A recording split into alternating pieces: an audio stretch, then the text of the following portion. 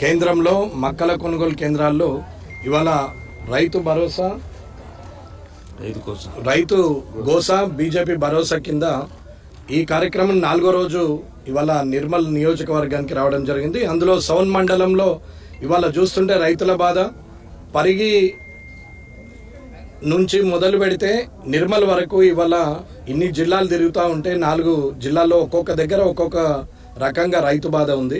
వాస్తవంగా ప్రభుత్వం ఎప్పుడైనా సరే ఇది 20-25 సంవత్సరాలుగా కొనుగోలు కేంద్రాలు ఏ ప్రభుత్వం ఉన్నా ఏ పార్టీ అధికారంలో ఉన్నా రైతులను ఇబ్బంది పెట్టకుండా కొనుగోలు కేంద్రాలు చేయాల్సినటువంటి బాధ్యత ప్రభుత్వానికి. ఏ పార్టీ ఉన్నదనేది కాదు, ఎవరు అధికారంలో ఉన్నారనేది కాదు, వారు చేయాల్సినటువంటి పని ఇది. కాబట్టి అధికారులు ప్రభుత్వము ఇద్దరు కలిసి ఇవాళ రైతుకు ఇబ్బంది కాకుండా చూడాల్సిన అవసరం ఉంది. అగ్రికల్చర్ డిపార్ట్మెంట్ వాళ్ళు కానీ, సివిల్ సప్లైస్ డిపార్ట్మెంట్ వాళ్ళు కానీ, డిస్ట్రిక్ట్ కోఆపరేటివ్ డిసిఓ గారు కానీ, అలాగే ఐకేపీ అధికారులు కానీ, డిసిఎంఎస్ అధికారులు కానీ ఇవాళ కొనుగోలు కేంద్రాలు రాష్ట్ర వ్యాప్తంగా పెట్టారు. ఇవాళ ప్రతి ఒక్కరికి తెలుసు పంట ఎన్ని ఎకరాల్లో వేశారు, ఎంత యాసంగిలో వర్షాకాలానికి యాసంగికి ఎంత పంట డిఫరెంట్ ఉంటుంది, ఎంత పంట ఈల్డింగ్ వస్తుంది, అంటే ఎంత పంట పడుతుంది అనేది అధికారులకు తెలుసు. అధికారులు ప్రభుత్వము కోఆర్డినేషన్ చేసుకొని రైతుకు ఇబ్బంది లేకుండా చూడాల్సిన అవసరము ప్రభుత్వం మీద ఉంది.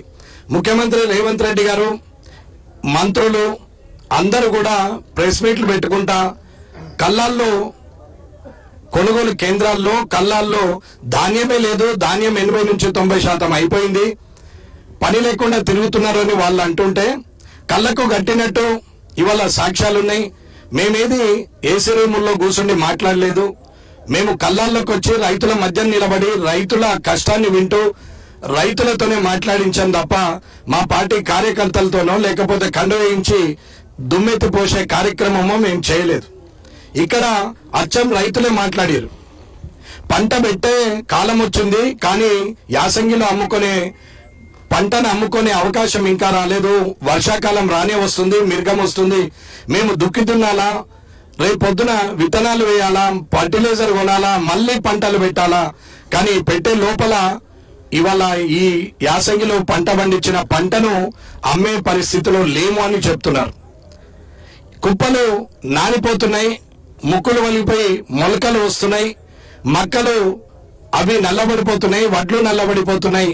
అయినా ప్రభుత్వం ఇంకా తీయాల్సిన ధాన్యం ఎంతుంది అని అంటే నెల రోజుల నుంచి వారు ఎంతైతే ఎత్తిరో ధాన్యం ఇంకా అంతకు ఇంకొక 5% అంటే 55% ధాన్యం ఇంకా కళ్ళల్లో ఉంది. ఇది నిజం.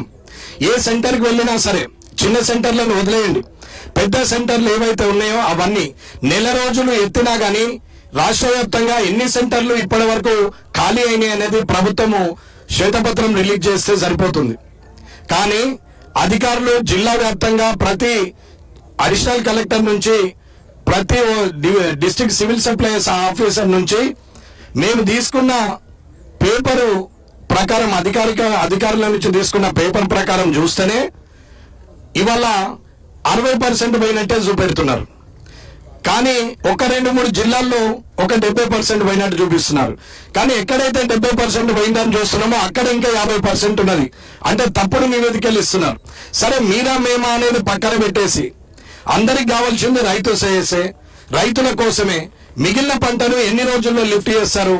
అకాల వర్షాలు పడడం కాదు, వర్షాకాలం వచ్చింది, ఇవాళ ఋతుపవనాలు వచ్చాయి, వానలు పడితే నానిపోయినటువంటి వడ్లని కానీ మక్కల్ని కానీ మీరే తీసుకోవాల్సిన బాధ్యత. అంటే మనమే రాజకీయ నాయకులే తీసుకోవాల్సింది, ప్రభుత్వమే తీసుకోవాల్సిన అవసరం 100% ఉన్నది. రైతులను ఇబ్బంది పెట్టకుండా మిగిలిన ధాన్యాన్ని ఎన్ని రోజుల్లో తీసుకుంటారు? మరి 6వ తారీఖు నాడు మిర్గం ఉన్నదే, ఇవాళ రైతులు మొత్తము ఆ మిర్గం నుంచి పంట పొలాల్లో ఉండాలా, మరి కళ్ళాల్లో ఉండాలా, లేదా రైతు పోయి పంట పొలాల్లో ఉండాలా, లేదా 2 దగ్గరలో ఉండాలా అనేది నిర్ణయం ప్రభుత్వం తీసుకోవాలా. ఇవాళ ఇది మీరు ఆలోచించాల్సిన అవసరం ఉంది. ఏసీ రూములో కూర్చుంటే ఎవరం మాట్లాడినా, ఏసీ బండ్లలో తిరిగినా, చెట్టు కింద రైతు ఇబ్బంది పడుతుంటే కళ్ళల్లో నీళ్ళు వస్తుంటే, కళ్ళాల్లో వర్షం పడి నీరు వస్తుంటే మరి రైతు ఏం చేస్తాడు? ఏడవకుండా. పంటను కొనే పరిస్థితిలో ప్రభుత్వాలు లేనప్పుడు పంటకు ఇది పెట్టద్దు, ఈ కొనుగోలు కేంద్రాల్లో అన్ని కొనబడునని ఒక నిర్ణయం తీసుకోండి. అప్పుడు ఖచ్చితంగా పంట మార్పిడి జరుగుతుంది. మేము ఓన్లీ వడ్లే కొంటాం, మేము ఇవే కొంటామని మాట్లాడితే రైతు వేరే పంటను ఎక్కడికి తీసుకుపోవాలని అర్థం కాకుండా పంట మార్పిడి చేయకుండా వడ్లే పెట్టే పరిస్థితికి వచ్చింది. మరి మీరు ఆ వడ్లకు సబ్సిడీ ఇచ్చే బదులు ఆ వడ్లను కొనే పరిస్థితిలో ఉన్నప్పుడు మరి కొనుగోలు కేంద్రాల్లో అన్ని పంటలు కొంటాం. ఏ పంట అయినా రైతు ఇష్ట ప్రకారంగా పెట్టొచ్చు. ప్రతి పంటకు మేము ఈ సబ్సిడీ ఇస్తాం. దీని ప్రకారంగా మేము కొనుగోలు కేంద్రాలు 24 గంటలు 365 రోజులు మార్కెట్ యార్డ్లలో కొనుగోలు కేంద్రాలు ఉంటాయి. మీరు ఎప్పుడు పంట వస్తే అప్పుడు తీసుకుపోయి అమ్ముకోవచ్చు అనే ధైర్యం రైతు కనివ్వండి. లేదా మూకుమ్మడిగా వ్యవసాయం బంద్ చేయండి, ఒక 2 సంవత్సరాలు మీకు నెలకింత ఇస్తామనన్నా రైతులకు చెప్పండి, ఆ కష్టాలనే తీరిపోతాయి. వారు పంట పెట్టుబడి పెట్టి అప్పులు చేసి మీరు ఇచ్చే ఈ రుణమాఫీలు, రైతు బంధులు, రైతు భరోసాలు ఇవన్నీ చెప్పుకుంటే పోతుంటే ఇచ్చేది 5 పైసలు అయితే వాళ్ళ ఖర్చు 95 పైసలు. లగ్గము భారీగా చేస్తున్నటువంటి వ్యక్తికి 1000 రూపాయల కట్నం ఇచ్చినట్టున్నది. లగ్గం 1,00,000 రూపాయలు అయితే మనం ఇచ్చేది 1000 రూపాయలు. 99,000 పేరు మనకే తీసుకునే పరిస్థితి ఎల్లటి రాజకీయ నాయకులు తయారవుతుంటే, ప్రభుత్వాలు తయారవుతుంటే ఇది తప్పు అనేది తెలియజేస్తున్నాం. ఇవాళ ఒక అమ్మాయి చెప్తున్నది, ఎవడొచ్చినా ఏం చేస్తాడు, కొనేటోడు ఎందుకు కొంటలేడు అని అడుగుతున్నారు. కొనేటోడు ఏప్రిల్ 1వ తారీఖు నాడు కొనుగోలు కేంద్రాలు చాలు కావాలా? ఏప్రిల్ 25 వరకు కూడా కొనుగోలు కేంద్రాలు చాలు కాలేదు. ఏప్రిల్ 1 నాడే వడ్లు వచ్చి పోసిరు. వారియే 25-30 రోజులు ముందొచ్చిన అడ్లే 30 రోజుల దాకా అక్కడ ఎండిపోయింది. ఎండలేమో మండిపోతున్నాయి, పంటనేమో ఎండిపోతుంది. ఇవాళ తీసుకునేవాడు తీసుకోకుంటే ఇవాళ ఎప్పుడు ఎత్తుతారు, ఎప్పుడు ఈ డబ్బులు వేస్తారు, ఎప్పుడు మళ్ళీ తిరిగి వర్షాకాల పంటలు రైతులు చేస్తారు? అంటే అప్పు తీరక ముందే అప్పు చేయాలా, అప్పు మీద అప్పు కట్టి మిత్తి కట్టాలా, మళ్ళా మనం పోయి రైతులను రాజాని మాట్లాడాలా, రేపు ఓటు కోసం రాజకీయం చేసే పరిస్థితికి వచ్చింది తప్ప ఎప్పుడు కూడా ఇది నిజంగా రైతును రాజుగా చూడాలనే కోరిక ఈ ప్రభుత్వానికి లేదు. రైతుల కోసం మాటిచ్చి ప్రజాపాలన అని చెప్పి ప్రజల్నే మమ్మల్ని ఎన్నుకున్నారు, ఇది రైతు రాజ్యం అని చెప్పి ఇవాళ రైతులు ఖచ్చితంగా ఇప్పటికి 60 రోజుల నుంచి కళ్ళలోనే బడి చేస్తున్నారు. ఒక్కొక్కరు 40 రోజులకు తక్కువ కుప్పలు పోసినటువంటి రైతులు లేనే లేరు.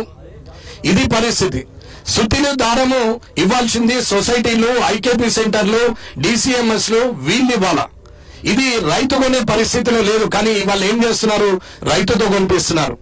ఇవాళ అమాలి గాని, ట్రాన్స్పోర్టేషన్ లారీ గాని, అక్కడి నుంచి రైస్ మిల్ పోవడం కానీ, రైస్ మిల్ నుంచి ఎఫ్సిఐ పోయినా, సివిల్ సప్లైస్ పోయినా ఇవన్నీ కేంద్ర ప్రభుత్వమే భరిస్తుంది. వడ్లు కొన్న పైసలు కూడా కేంద్ర ప్రభుత్వమే ముందే ఇచ్చేస్తుంది. ఇన్ని క్వింటాలు కొంటున్నాము, ఇంత ఉందని లెక్క చెప్తే ఆ లెక్క ప్రకారము డబ్బులు రిలీజ్ చేస్తా పోతుంటారు. ఇవాళ ఎక్కడ రైతుకు ఖర్చు లేకుండా ఉండాల్సిన పరిస్థితులలో ఏమైంది? సుతిని దారము కొనుకొచ్చుకోవాలా, బార్దారు కొనుకొచ్చుకోవాలా, లారీలోనికి కమిషన్ ఇవ్వాలా, డ్రైవర్ కు బత్తా ఇవ్వాలా, సంచికింత అని ఎత్తే అమాలికి ఆ రేటు పెంచుకొని అమాలిని ఇవ్వాలా. అయ్యా బాపు దించుకొని రైస్ మిల్ దగ్గర కాళ్ళు మొక్కి అక్కడో 4 కిలోలు కట్ చేసుకోవాలా. ఇక్కడ ఎత్తేటప్పుడు తాళ్ళు పొల్లు అని చెప్పి ఇక్కడో 4 కిలోలు కట్ చేస్తున్నారు. రైస్ మిల్ దించేటప్పటి వరకు పంట పండించిన 120 రోజుల్లో ఉన్న కష్టము 10 సార్లు అయితే ఇవాళ కళ్ళాల్లో ఉన్న రైతు కష్టము 60 రోజులు. అమ్ముకునేదాకా రైతుకు టెన్షనే. ప్రతి ఒక్కరి దగ్గరకు పోయి కాళ్ళు మొక్కి తన ధాన్యాన్ని కొంచెం కట్ చేసుకోమని, తొందరగా దించుకోమని బతిలాడాల. ఇది పరిస్థితి. ఎత్తే లారీ నుంచి మొదలు పెడితే, ఎత్తే అమాలి నుంచి మొదలు పెడితే, కుట్టే సుతిల నుంచి మొదలు పెడితే ప్రతిదీ రైతే డబ్బు పెట్టినప్పుడు ఆ రైతుకు మిగిలేదేంటి అనేది ఒకసారి రేవంత్ రెడ్డి గారు గ్రహించాలా, అధికారులు గ్రహించాలా. ఇవాళ ఏదో కార్యక్రమం కోసం చేయట్లేదు. మీరు ఎట్టి పరిస్థితుల్లో ఇది తొందరగా ఎత్తాలా. జూన్ 5 తారీఖు లోపలనే ఇవన్నీ ఎత్తేంతటి స్పీడ్ చేయాలా. రోజుకు 1000 లారీలు పెట్టినా రాష్ట్రం మొత్తం ఎత్తే పరిస్థితి లేదు. కాబట్టి మీరు తొందరగా 5-6 వేల లారీలు పెట్టి బయట రాష్ట్రం నుంచి తెచ్చైనా సరే ఎత్తాలని చెప్పి డిమాండ్ చేస్తూ ఇవి కల్లాలలో ఆఖరి ధాన్యము అయిపోయే వరకు మేము ఇలా యాత్ర చేస్తూనే ఉంటాం, రైతులకు భరోసా కల్పిస్తూనే ఉంటాం, రైతు కోసను విని వారిని తొందరగా విముక్తుల్ని చేయాలనే ఆలోచన మీద వస్తున్నామని చెప్పి తెలియజేస్తున్నాం.